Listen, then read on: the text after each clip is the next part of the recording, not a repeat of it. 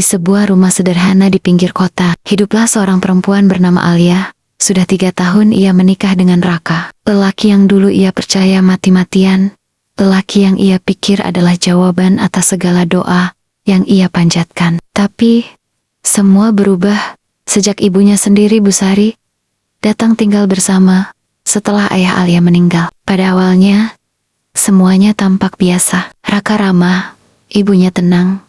Rumah itu terasa hangat, terlalu hangat. Bahkan untuk ukuran keluarga kecil. Malam itu, Alia terbangun karena mendengar suara berbisik dari ruang tamu. Jam menunjukkan pukul 2 dini hari. Ia melangkah pelan, jantungnya berdebar begitu keras, seperti menolak kenyataan yang sebentar lagi akan ia lihat. Di balik sudut ruangan, ia melihat pemandangan yang membuat lututnya hampir roboh. Ibunya duduk begitu dekat dengan Raka. Mata mereka saling bertaut, seperti dua orang yang menyimpan sesuatu yang tak pernah Alia ketahui. "Raka, jangan diulang lagi," kata ibunya, lirih namun penuh getar. Raka menjawab pelan, "Aku cuma tidak bisa menghindar, Bu." Alia, ia ingin masuk, ingin berteriak, ingin menghempaskan semua itu, tapi tubuhnya membeku. Ia bukan hanya melihat perselingkuhan, ia melihat pengkhianatan dari dua orang paling ia cintai. Sejak malam itu, rumah tidak lagi terasa seperti rumah. Setiap kali Alia pulang dari kerja, ia selalu menemukan hal-hal kecil yang semakin membuat pikirannya tak tenang. Gelas yang sama dipakai dua orang, padahal ibunya punya gelas favorit sendiri. Parfum laki-laki di selimut ibunya. Raka yang tiba-tiba sering ada di rumah, pulang lebih cepat, atau justru tak pulang sama sekali. Dan setiap kali Alia mencoba bertanya, ibunya selalu berkata, "Jangan berpikir yang aneh-aneh, Nak.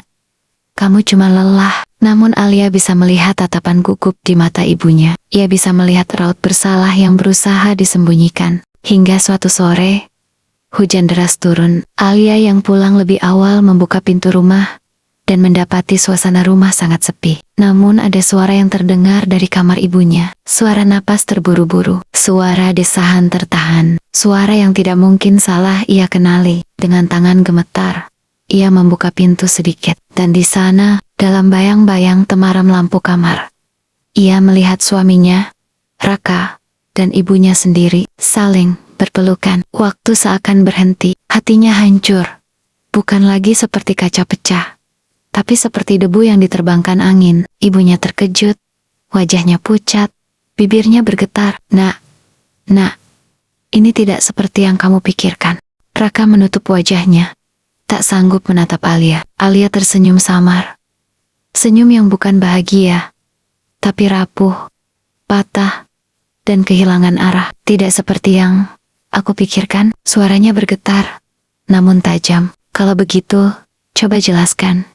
Jelaskan bagaimana suami dan ibu sendiri bisa berkhianat di kamar ini." Namun tak ada jawaban, hanya tangis lirih ibunya, dan dia mematikan dari Raka. Sejak saat itu, malam-malam Alia bukan lagi tentang tidur. Ia terjebak dalam kegelapan pikirannya sendiri. Apakah cinta selama ini hanya kedok? Apakah ibu Nia, yang ia hormati seumur hidup, bisa begitu tega? Dan lebih menyakitkan lagi, kenapa ia tetap tidak mampu membenci mereka sepenuhnya? Alia memutuskan pergi. Ia keluar dari rumah tanpa membawa apa-apa kecuali luka yang tak akan pernah hilang. Tapi sebelum pintu tertutup, ibunya sempat memanggil, "Alia, dengarkan ibu dulu." Untuk sesaat, ia ingin mendengar alasan itu. Ia ingin tahu mengapa dunia tega mematahkan dirinya sedalam ini. Tapi ia tidak menoleh. Ia hanya berkata pelan, "Beberapa kesalahan tidak butuh penjelasan, karena penjelasannya tak akan pernah cukup untuk menyembuhkan luka yang kalian buat." Pintu itu menutup, dan di luar sana, hujan turun lebih deras. Seakan langit pun menangisi kisah perselingkuhan paling kelam yang pernah ia bayangkan.